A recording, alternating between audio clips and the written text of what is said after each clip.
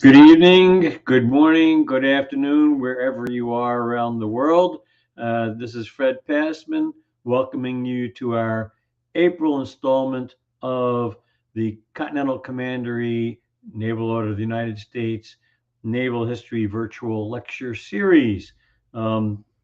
Before I introduce tonight's speaker, I just want to remind everybody that this virtual lecture series is one way in which the Continental Commandery meets the mission of the United States Naval Order to preserve, protect, celebrate, and enjoy our nation's sea service history. To learn more, visit the Naval Order website, and particularly I invite you to visit the Continental Commandery's website, where you can see listings of our future events, and you can watch YouTube versions of all of our previous naval history presentations. A couple of housekeeping items before I introduce tonight's speaker. While you're watching, I encourage you to ask questions, use the comments box on your screen, and once our speaker has completed the formal presentation, we will share your questions so he can provide answers. Now, without further ado, I want to introduce Dale A. Jenkins. He explained when we chatted last week why he includes his middle initial so as not to be confused with another Dale Jenkins. Dale's had a lifelong interest in the Navy and international affairs. He served for 3 years as an officer in the Navy, mostly on a destroyer in the Pacific. During activity, he was home ported in Yokosuka. Tough duty. And his Pacific Fleet commitments took him into the Philippines, Taiwan, Korea, Hong Kong, and Singapore. While in active duty, he was awarded the Naval Marine Corps Expeditionary Medal. So that must have been in the late 60s. I seem to recall that event as everybody headed north into the North China Sea. Was as a result of his active duty experience and recent new revelations, Dale provides fresh insights into strategies and tactics of the Battle of Midway, which took place a mere 80 years ago. Dale lives in New York City. After a career mostly in banking, he served for 5 years as a staff director of the Council on Foreign Relations. His forthcoming book, Diplomats and Admirals, provides a unique insights into diplomatic events that led to Pearl Harbor and the strategies and tactics of the naval battles that followed, including Wake Island, New Guinea, the Doolittle Raid, Coral Sea, and of course, culminating in the Battle of Midway, which he will discuss this evening. Dale has degrees in history and business from Harvard and Columbia universities. Dale, welcome to the Continental Commandery Naval Order of the United States virtual lecture series. Thank you. It's a delight to have you. So, what in particular inspired your particular interest in the Battle of Midway? All right. Well, here we go. Going back to last November, we had a talk on the period prior to Pearl Harbor, the growing confrontation with Japan, and how, while there might have been a settlement at the last minute, we were coerced into an ultimatum with Japan by China, and the Japanese empire would shrink from Taiwan and Korea and part of Manchuria all the way back to the islands itself. And no one could see at that time that the big power in East Asia was going to be China as a result of all of that. Now, I want to set the stage with some state-of-the-art technology. It's a long time ago now. It's 80 years. Our carriers look different. This is our Dauntless dive bomber. It's actually over the carrier Saratoga. These are dauntless dive bombers on the stern of a carrier. Here is a torpedo plane, despite its name, Devastator. It was obsolete. And this is what we went into the Midway battle with. You could barely do 100 knots with a torpedo. You see the torpedo underneath here. Our torpedoes were really World War I vintage.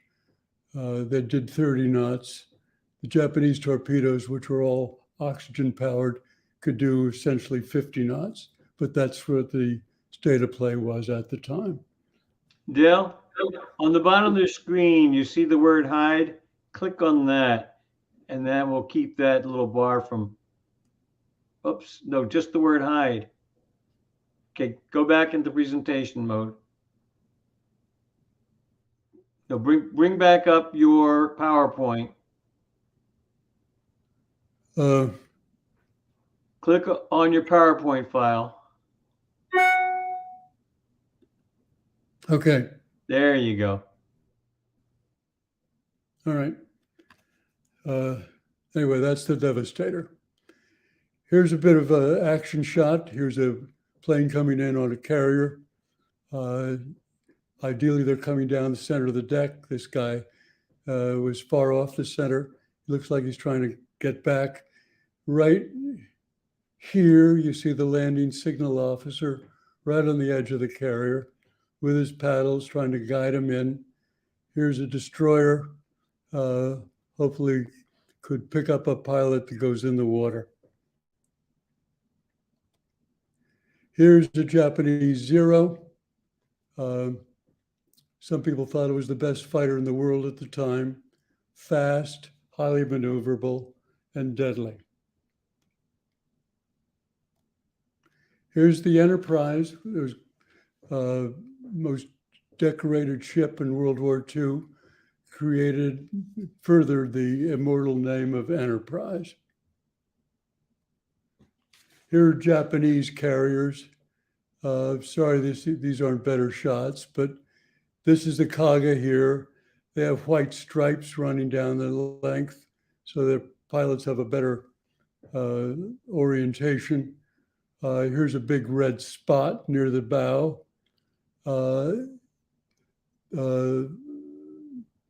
Up here is Akagi, and you see the very small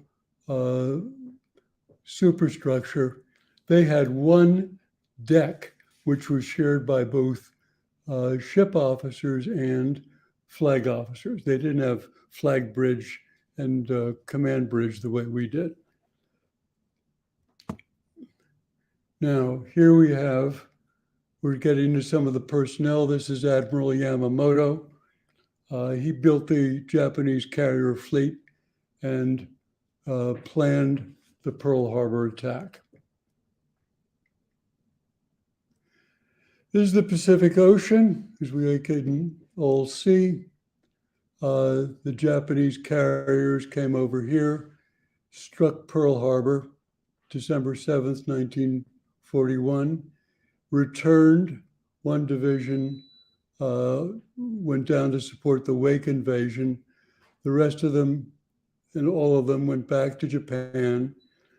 Then soon after that, they came down to Truk and supported invasion of Rabaul, which became a major base for them. Then, surprisingly enough, they moved over here, went into, did a raid on Darwin, went into the Indian Ocean, raided the British Navy here around Ceylon. Zero shot down an entire squadron of British fighters. They sank a lot of shipping. And then by April, and this was perhaps to cut off the Burma Road, it's not quite clear, they came back through the Strait of Malacca and came up here, and Yamamoto was going to settle with the Americans and particularly sink the carriers that had escaped the Pearl Harbor attack. Two of the carriers were uh, assigned to come around to the Coral Sea and support the invasion of Port Moresby. This was the first part of May. It turns out that, let me go back. It turns out that we had been hard at work decrypting Japanese messages, and we found out they were going to come. So Yorktown and Lexington under Frank Jack Fletcher was in the Coral Sea, and this led to the Battle of Coral Sea, May 3 to May 8. At the end of the Coral Sea battle, we had lost Lexington, and Fletcher had to come back trailing oil to Pearl Harbor. But far more serious than that was that the two Japanese carriers, while not sunk, were disabled. One had taken 3 dive bomber hits, and the other one had lost so many planes that it was out of action for the Battle of Midway. So Yamamoto went into the battle with 4 carriers instead of 6. You wonder why he did that? Very good question. Here's Admiral Nagumo. He was not a carrier admiral at all. He had come up through cruisers. He was promoted to vice admiral in 1939, was one of the senior vice admirals by the time 1942 came around. And the Japanese promoted and made assignments on the basis of seniority. So he was in command of the striking force of what was 6 carriers at Pearl Harbor, was going to be 4 carriers at Midway. He never learned the details of carrier operations, never understood how to spot planes on deck, never knew what was going on the hangar deck underneath. He had a couple of staff officers that bailed him out when things got tough, as they did in the Indian Ocean. But he was the carrier commander going into the Battle of Midway. Now on the other side, here's Admiral Nimitz, a late picture of him. He's got 5 stars.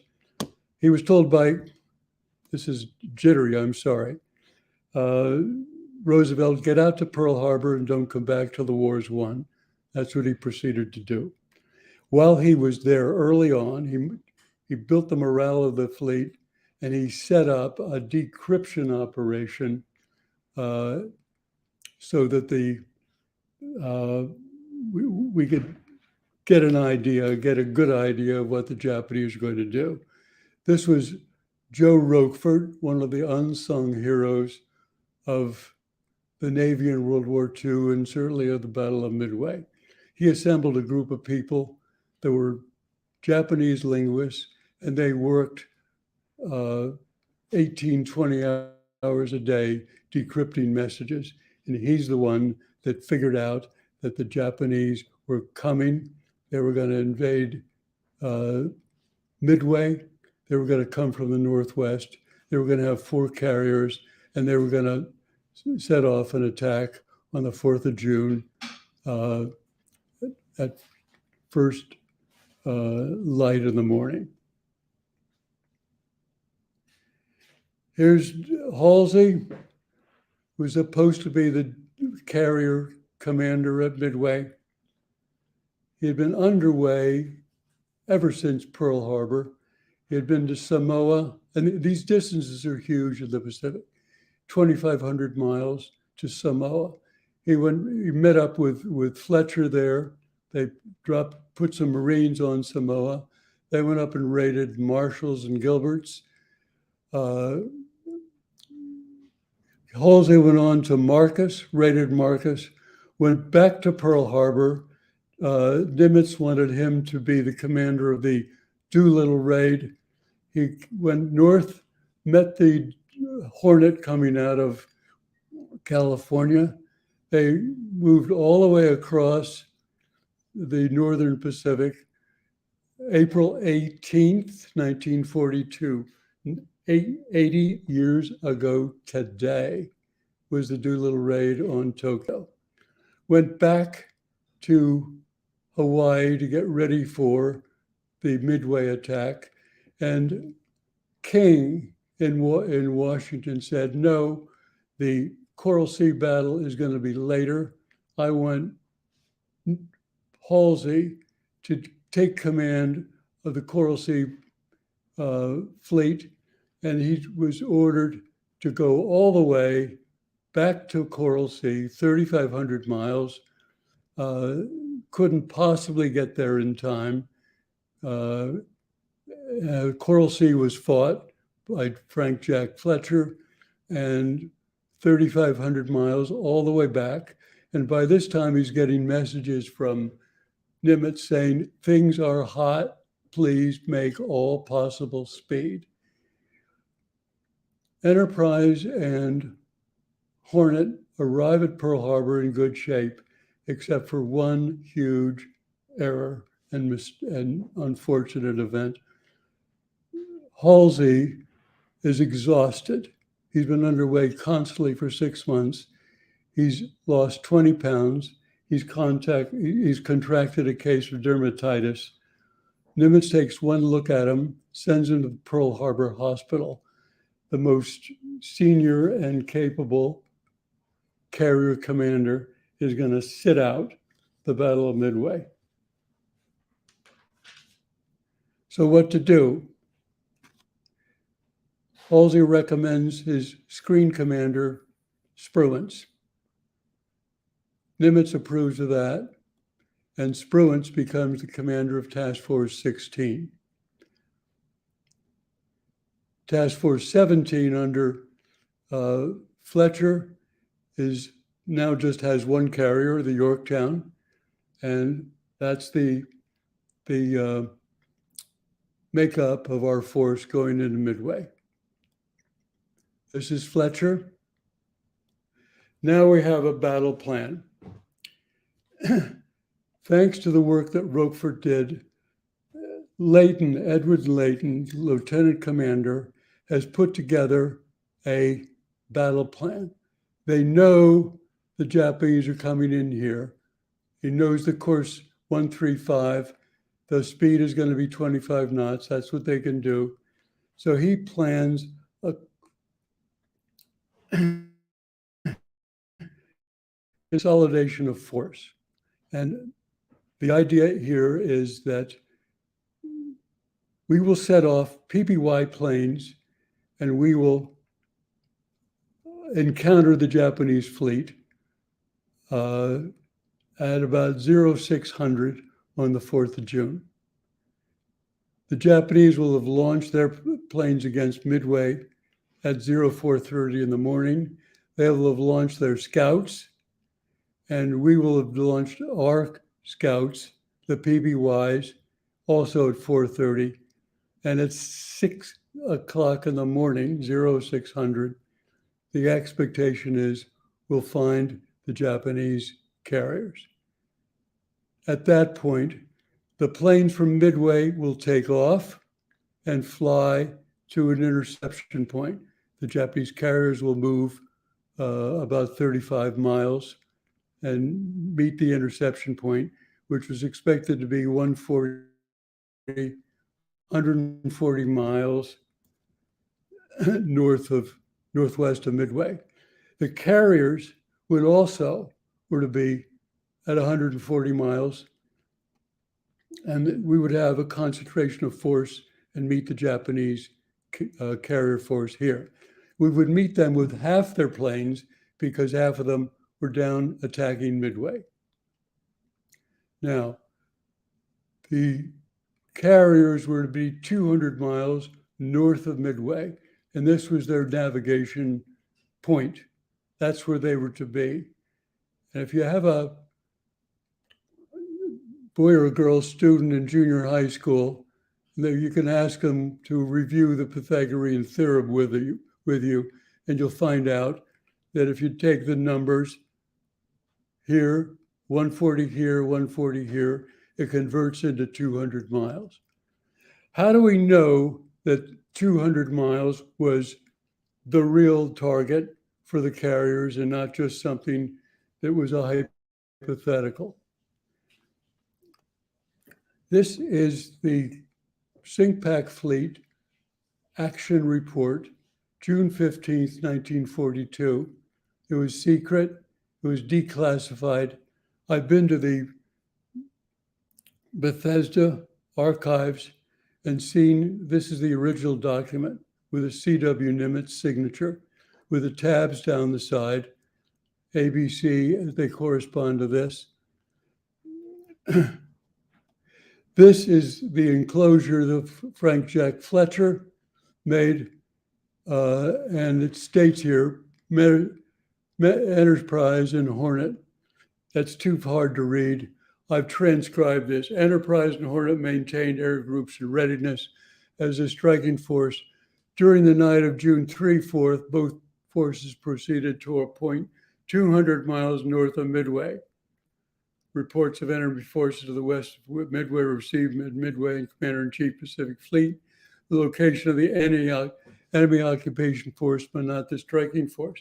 The reason for that was that our PBYs went out the day before, June 3rd. They found the amphibious force that was several hundred miles away. The striking force was under clouds and they were not seen. Now, we are at 0430 on June the 4th. The Japanese have set off their attack on Midway. Their scouts have gone out looking for anything that might be there. They don't expect to see anything. This is a jittery, so I'm sorry about this.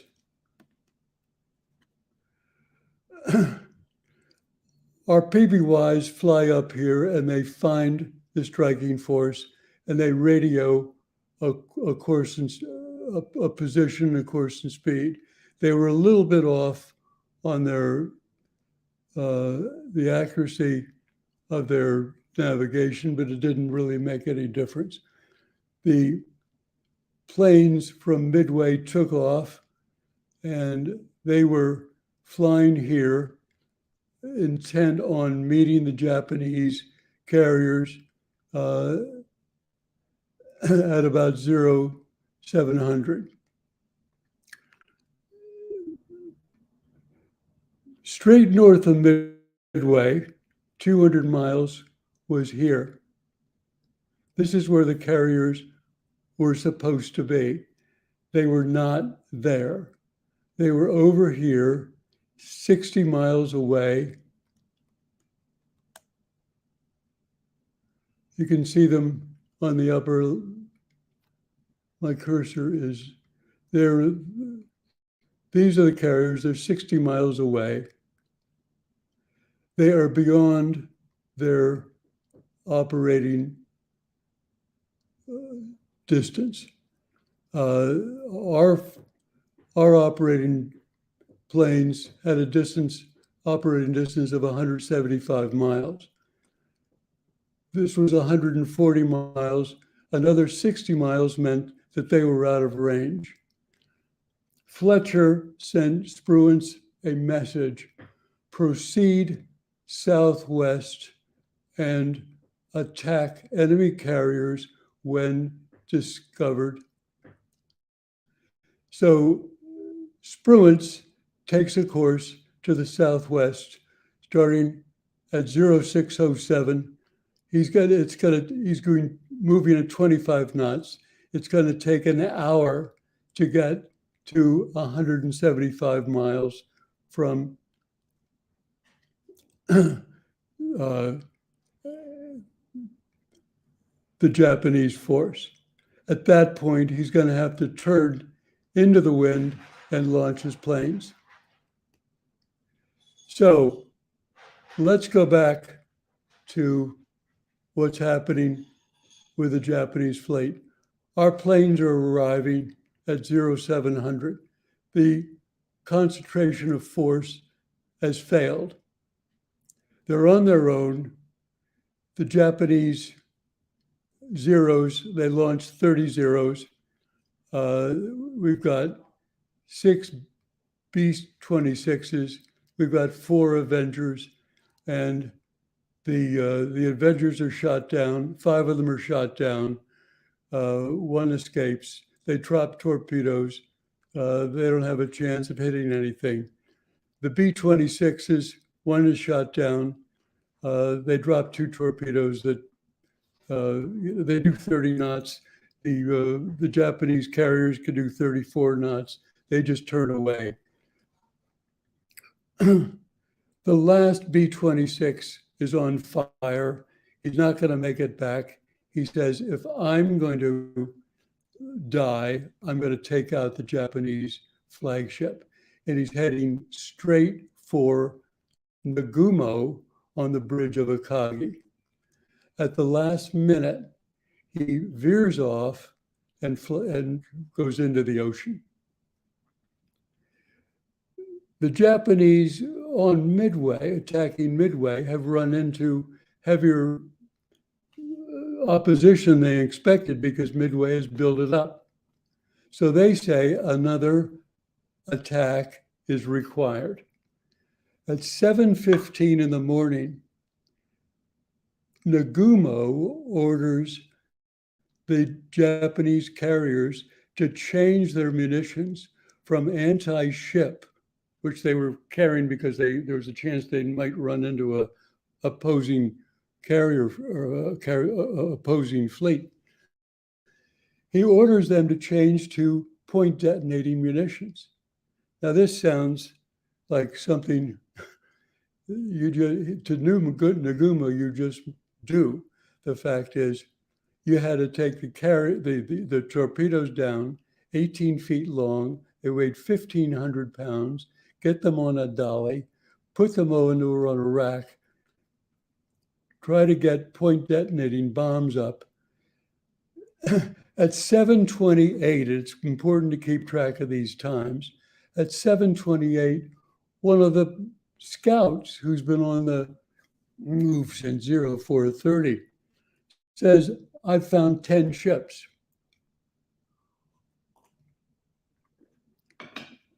Types of ships not disclosed. What to do? They could launch whatever they had on them, whether it's torpedoes, bombs, whatever kind of bombs, get an attack off. Nagumo stands there not knowing what to do. 15 minutes go by. 15 minutes in a carrier battle is a lifetime. Finally, at 7:45, he says, reverse the order and put the torpedoes back on the planes. Talk about pandemonium on the hangar decks of the Japanese carriers. At 8 o'clock, our Marine Dauntlesses come in and do a glide bombing attack. They're not trained to do high diving attacks. They're strictly glide, and the Zeros shoot half of them down. At 08:20, the scout sends another message and says, there seems to be a carrier in those 10 planes. And at that point, it's a real crisis. Yamaguchi, the second in command of the Japanese fleet, says, let's have an immediate attack. To have an immediate attack means that the planes flying back from Midway at the conclusion of their attack are going to have to ditch in the water. Nagumo thinks about that and says, no, we will land the planes coming back from Midway, and then we will turn. It takes about 3/4 of an hour to turn the planes sorry, to 091 at 0917, the Nagumo turns the carriers towards the northeast. Meanwhile, what's happening with our planes? They're launched, they're flying down. Here's the Enterprise planes, here's the Hornet planes. They don't know anything to do other than, sorry about this, they don't know anything to do but find the interception point, because there's been no follow-ups scouting on the part of the Americans. 0603, they had a report. Now it's 0917, 3 hours later, there's been no subsequent scouting.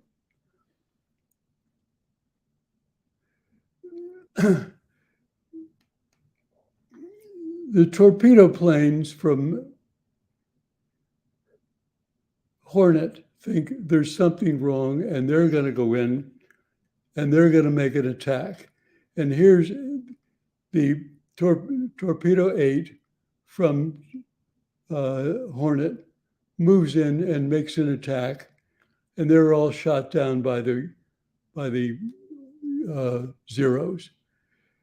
Enterprise torpedo planes see smoke on the horizon. They make an attack, and out of 15 planes, 12 are shot down, and there's no attack is successful on the Japanese carriers. The rest of the Hornet planes deviate off. They pass the point where they expect to see the Japanese carriers, and Commander Ring, the commander of the Hornet squadron, thinks that maybe he better get between Midway Island. He goes down. Here's his after action report. He cuts through the expected course of the Japanese. He goes down towards Midway. He comes back this way to cut through the expected dead reckoning course. At this point, his planes are running out of gas. Some of them head for Midway. Some of them go back to the Hornet. His fighters, for the most part, are running out of fuel, and they're ditching in the ocean. Here's Commander McCluskey, commander of the Enterprise Air Group. And here's the Enterprise action report. And you can see they're coming down here. They cross the dead reckoning spot where they expected to see the carriers. And McCluskey has some thoughts about something similar to what the torpedo planes from Hornet thought. There's these carriers have been under attack earlier in the day. They've probably had to maneuver. They've been slowed down where they're not here. So the chances are we should retrace their course and follow back. And if we retrace their course, we'll eventually find them. He flies for about 20 minutes, reversing the course, doesn't find anything. He knows they can't be south of here.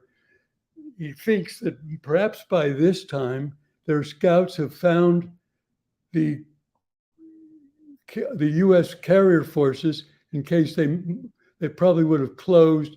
So he starts a search up this way, northeast. He finds a destroyer following the Japanese carriers, and all of a sudden, there are the Japanese carriers right underneath him. He's got 2 squadrons of dive bombers. One he designates for the Kaga, for the other one he designates for the Akagi, And here is the Akagi under attack. Dick Best, the squadron leader, is probably the one dropped his bomb.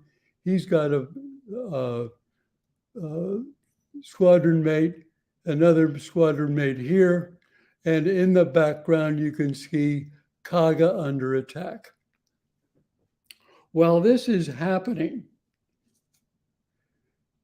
the Yorktown planes, which have been scouting, find the other two carriers and they launch an attack.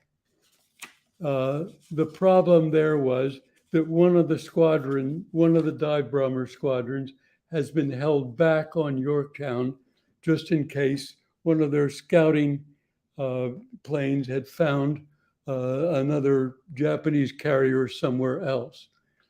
So the Yorktown Air Group commander, a guy named Bax Leslie, designates two carriers to be attacked, but he's got only one squadron. The Soryu is attacked, 4 bombs go on Soryu, and it's wiped out. The Hiryu is the other, sorry about this, the Hiryu is the other carrier, and the torpedo planes attacked Hiryu. The Zeros shoot them all down except for 2, but this time there's some defending fighters, or Wildcats, and for the first time a couple of Zeros get shot down. The Hiryu is saved.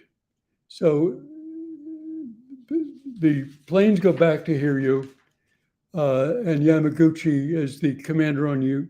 Finally, by this time it's about 10 minutes to 12, 11:50.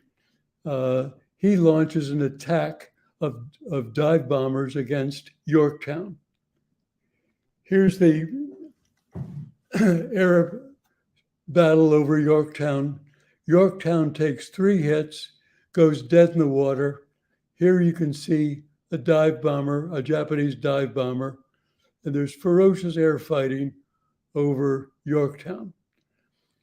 The planes go back, the Japanese planes go back to Hiryu, and they're armed. The torpedo planes by this time are ready to fly, and they launch an attack against Yorktown.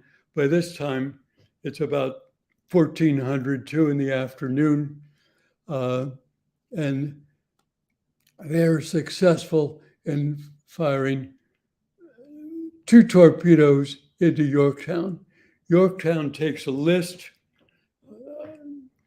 Sailors in the engineering spaces are killed, and Fletcher has to evacuate and turns command over to Spruance.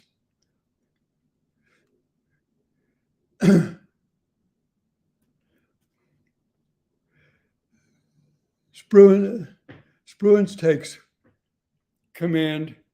They get 25 dive bombers from Enterprise to attack the remaining Japanese carrier, which is Hiryu.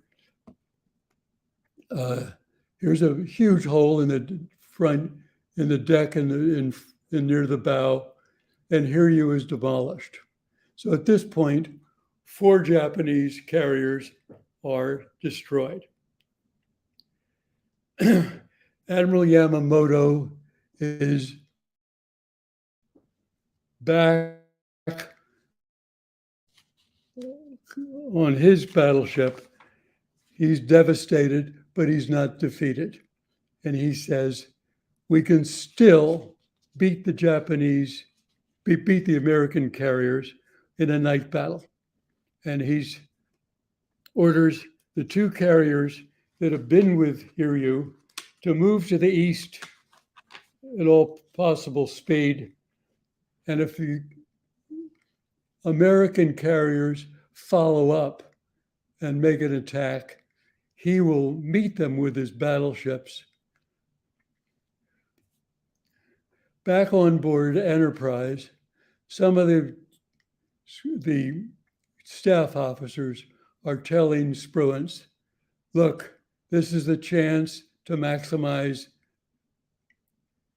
the victory. And somebody is even quoting Clausewitz and saying the greatest victories come against a defeated enemy. Spruance has other thoughts. He knows that he's defeated the Japanese carrier fleet. There's nothing else out there that's worth pursuing. He's also aware of the Japanese capabilities with night battles. He wants to be in the vicinity of Midway in case the amphibious force would still try to make him the landing.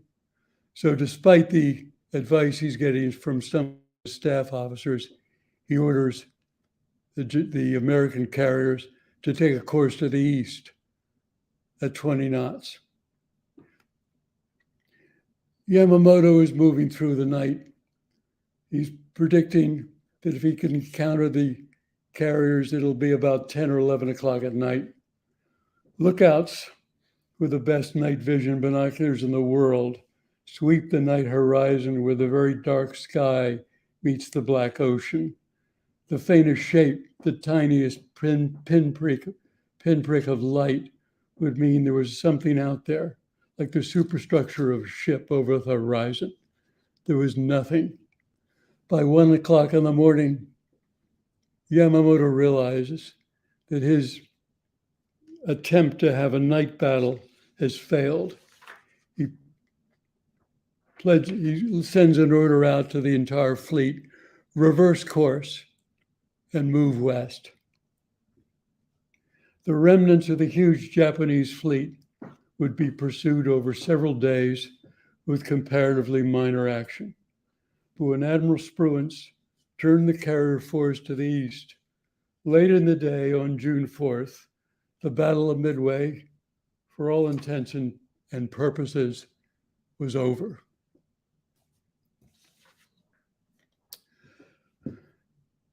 I'm ready for any questions. Thank you, Dale. It was an excellent coverage of the buildup, and it's amazing in this day and age where we've got satellites covering the globe, and there's no place to hide. In 1942, even fleets that were only a few hundred miles away were invisible to one another. At that point, is it correct we did not even have rudimentary radar on our ships? The American ships had radar. It did not seem to play a particular role in the battle. They picked up planes coming in early on with the radar on Midway saw the Japanese attack. There was against them. There was some. It was more useful at Coral Sea actually, but they did spot the attacks coming in from Hiryu, maybe 30 miles away. It helped because the Wildcats from 3 U.S. carriers were able to mobilize over the Yorktown and played a very constructive role defending Yorktown. The Japanese, of course, did not have radar. Right. And that was they had, they trained for night battles. They had flares, they had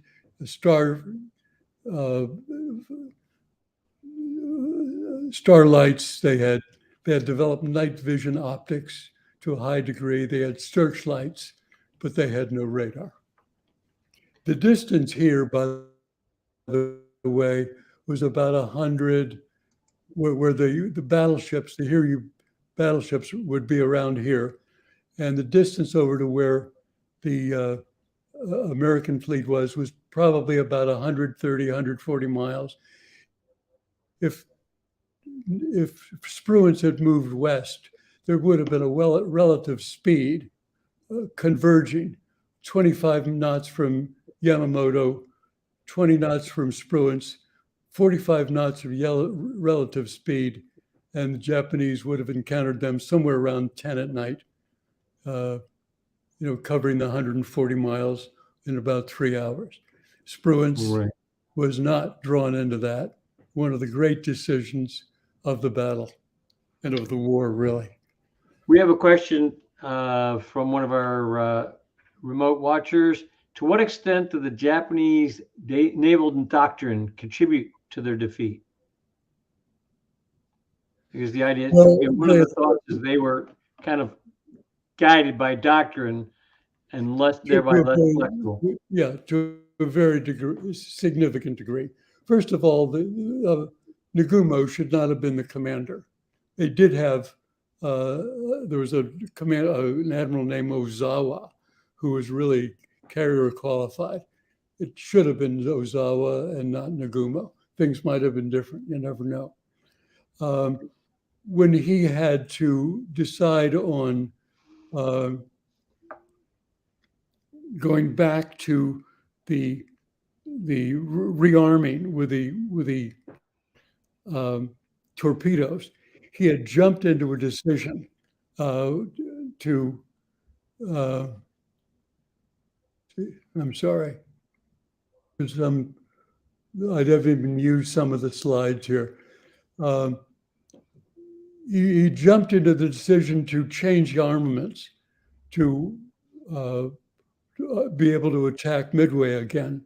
But once he realized that he was in trouble, he fell back on doctrine. Instead of launching an attack with whatever armaments which was on those carriers at 0728 when the first report came in, he didn't do that. He felt the necessity to go back to doctrine and rearm his planes with the torpedoes and armor-piercing bombs that were on their original. So, I would say that the doctrine, in several ways, played a role. Another question is, there's been a tremendous amount of ink spilled about the Battle of Midway. What was the most surprising thing that you've discovered that you plan to relate in your upcoming book? My upcoming book, what? What is the most surprising thing that you discovered while doing the research for your book that hasn't really been picked up by previous authors? Yeah, well, no doubt about it. The plan that Nimitz made for the concentration of force. He knew 7 days before the position, the course, and speed of the Japanese attack. 0400 or 4th of June, 0430 in the morning, they were going to be launching their attack. He had 7 days to prepare for that. He was not going to just sit there and wait for something to happen. He was not going to send the Midway planes in by themselves. There were only a few Midway planes. The carriers had, between them, each carrier had 3 squadrons of dive bombers. That's a total of 6 squadrons of dive bombers. They had 3 squadrons of torpedo planes. They had 3 squadrons of fighters. That was going to be the concentration of force. And had that worked, had our carriers been in position, had they executed that properly, this battle might have been over by 0800 in the morning, because they would have been there at 0700 in a concentrated attack, and it did not happen. Do we know why the task forces 17 and 18 were so far out of position? Was it weather related? Was it poor navigation? I don't know. I wish I knew, but I don't. It could be that, and Fletcher did carry on. You see that this, by the way, this chart is thanks to Samuel Eliot Morison. It's out of his book. And I just wanted to show it to show a perspective because it's very much the same as the chart that was published by the Naval War College, authored by Richard Bates. You see the attacks of the Hornet, the um, the Enterprise torpedoes. You see McCluskey going through the expected contact point, going northwest, and then attacking, going to the northeast. That's very much similar to the Naval War College chart. Uh, Up in here, when you see, look at the U.S. Uh, track, the Yorktown had executed a search on their own. It's been kind of rushed to get all this information in what turned out to be about half an hour, 35 minutes. But Fletcher was carrying on a search because when the first report was made from the uh, our scout, he reported 2 carriers and 2 battleships. They'd actually, there was 50% cloud cover. He only saw 2 carriers. He only saw 2 battleships. If there was a chart here showing the disposition of the Japanese carrier force, he had clearly flew over the northwest edge of the carrier fleet. They had a disposition of 8,000 yards apart, so he only saw part of it. That's why he reported 2 battleships, 2 carriers. Spruance was smart enough to realize that he probably only saw 2 carriers.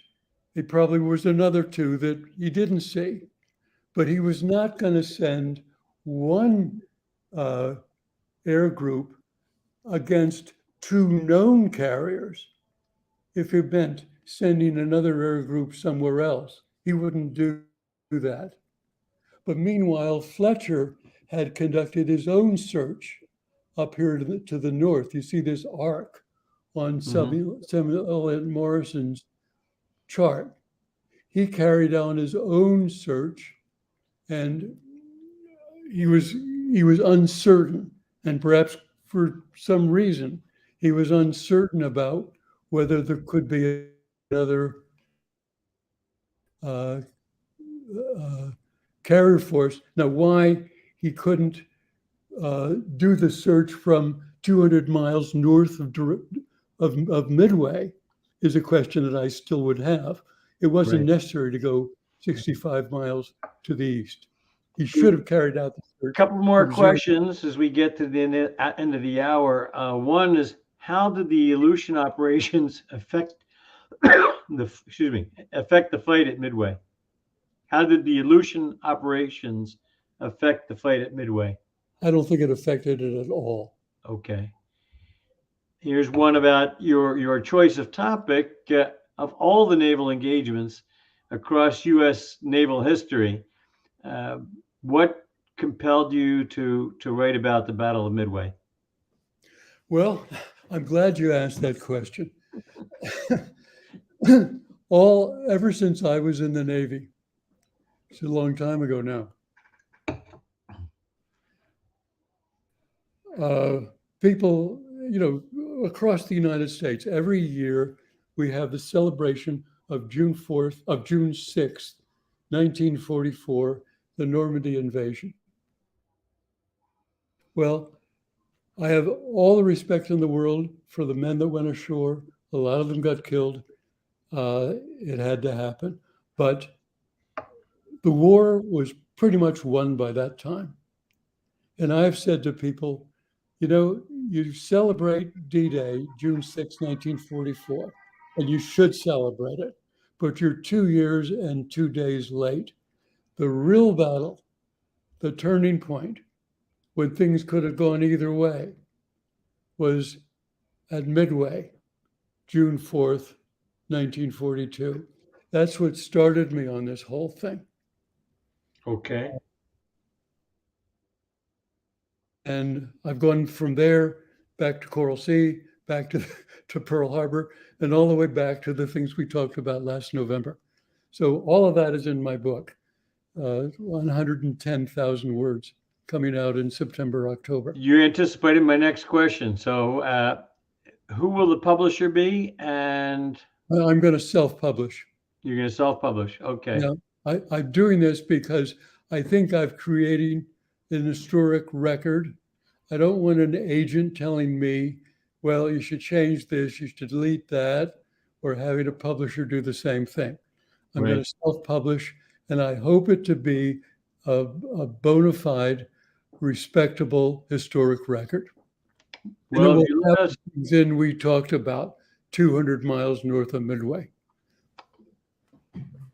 yeah, we hear bravo, Dale. I'm anxious to read the book. And to that point, when you have the book published and it's ready to be promoted, uh, send John and me an email, and we'll make sure it gets broadcast to our companions and posted on our LinkedIn page. Okay. Well, I think that's appreciated, and I think that people will find it interesting. I certainly hope so. Great. Well, we're coming up at the end of the hour. I want to thank you for a really fascinating presentation about the Battle of Midway and new bits that hadn't been brought to light, especially the piece where Nimitz sent out his orders in advance, and the plan was for the two task forces to be directly north of Midway, 200 miles. And one wonders how the attrition rate would have fallen had everybody been in position when they were supposed to be. Of course, that's all what the fog of war is about. So thank you very much for your That's right. presentation. I want to let everybody else know, members of the Continental Commandery of the Naval Order, we're going to have our business meeting on Zoom this week on Wednesday evening. I will send out another reminder email tonight or tomorrow, and I hope that you will be able to join us for a focused business meeting. The real topic is how do we fulfill the Naval Order's mission as a virtual commandery with companions spread around the globe. So please join us on Wednesday for that. And with that, I want to thank everybody who participated this evening, who watched. I will be posting a link to the broadcast so you can tell your friends and colleagues to watch the video in our past events page at the Commandery's website. With that, I wish you all a great evening, great day. And again, thank you, Dale. You're welcome.